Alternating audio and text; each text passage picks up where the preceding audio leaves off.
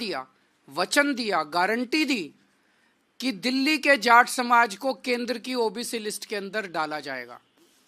अगर प्रधानमंत्री और गृह मंत्री झूठ बोलेंगे, अगर प्रधानमंत्री और गृह मंत्री अपने वादे को पूरा नहीं करेंगे, अगर प्रधानमंत्री और गृह मंत्री को जाटों की याद केवल चुनाव के पहले आती है, आप देख रहे हो हर चुनाव के पहले जाट समाज को बुलाते हैं, कहते हैं वोट दे दो, इस बार वोट दे दो, अगली बार कर देंगे, इस बार वोट दे, और कभी नहीं करते।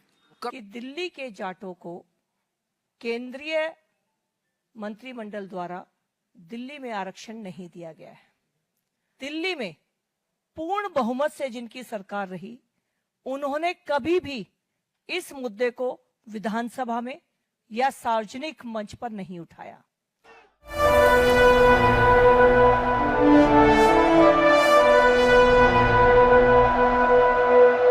मंत्री श्री मोदी जी ने, गृह मंत्री श्री अमित शाह जी ने और भारतीय जनता पार्टी ने पिछले 10 साल से बहुत बड़ा धोखा किया है। दिल्ली सरकार की एक ओबीसी लिस्ट है। इस ओबीसी लिस्ट में, दिल्ली सरकार की ओबीसी लिस्ट में जाट समाज का नाम आता है। केंद्र सरकार की एक ओबीसी लिस्ट है। केंद्र सरकार की ओबीसी लिस्ट में दिल्ली का जाट समाज नहीं आता। तो दिल्ली यूनिवर्सिटी में जब बच्चे एडमिशन लेने जाते हैं तो उसमें दिल्ली के जाट समाज को रिजर्वेशन नहीं मिलता। दिल्ली यूनिवर्सिटी के कॉलेज में जाते हैं तो दिल्ली के जाट समाज को रिजर्वेशन मिलता है।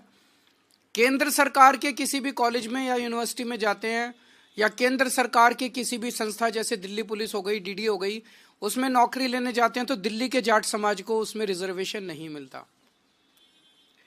बड़ी इंटरेस्टिंग बात यह है कि राजस्थान का जो जाट समाज है उनका नाम केंद्र की ओबीसी लिस्ट में है।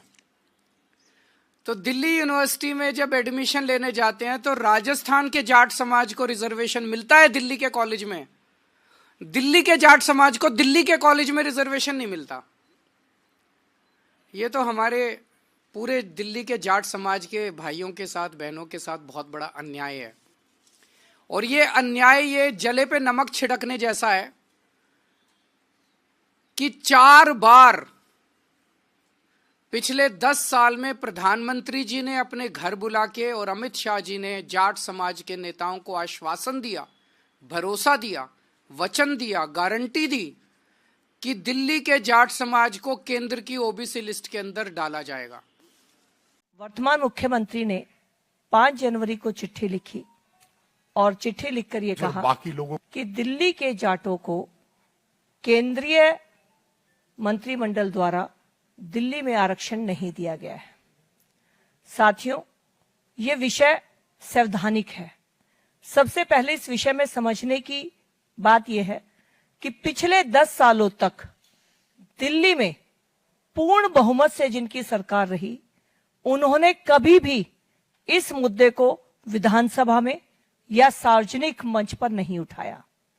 अब अचानक 5 जनवरी को आतिशी जी जब चिट्ठी लिखती हैं तो आतिशी जी से हमारा सवाल है कि अपने आप को सबसे पढ़ा लिखा मुख्यमंत्री बताने वाले अरविंद केजरीवाल जी, आरक्षण देना राज्य का सब्जेक्ट होता है।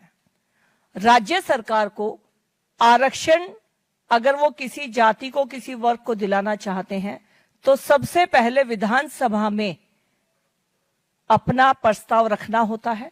प्रस्ताव पास होने के बाद कैबिनेट नोट बनता है और फिर उस कैबिनेट नोट को सेंट्रल गवर्नमेंट के पास भेजा जाता है और उनसे रिक्वेस्ट की जाती है कि इस जाति को आप आरक्षण दे दीजिए। पिछले 10 सालों के अंदर दिल्ली में आम आदमी पार्टी की सरकार थी। इन 10 सालों में कभी कोई चर्चा भी इस विषय पर दिल्ली विधानसभा में नहीं हुई। और पिछले 10 सालों की जब हम बात करते हैं तो उनके पूर्व मंत्री कैलाश गहलोत जी ने, जो कि अब उनकी झूठ और षड्यंत्र की राजनीति से दुखी होकर पार्टी छोड़ चुके हैं, उन्होंने इस बात को आपके सामने कंफर्म किया कि उन्होंने 2-3 बार दिल्ली के पूर्व मुख्यमंत्री को कहा कि दिल्ली के जाटों को भी केंद्रीय आरक्षण में शामिल कराने का प्रक्रिया हमें करनी चाहिए। बहुत दुख के साथ कहना पड़ रहा है कि जाटों के नाम पर जो व्यक्ति राजनीति कर रहे हैं, उन्होंने कभी दिल्ली में जाटों के हक की आवाज विधानसभा में नहीं उठाई।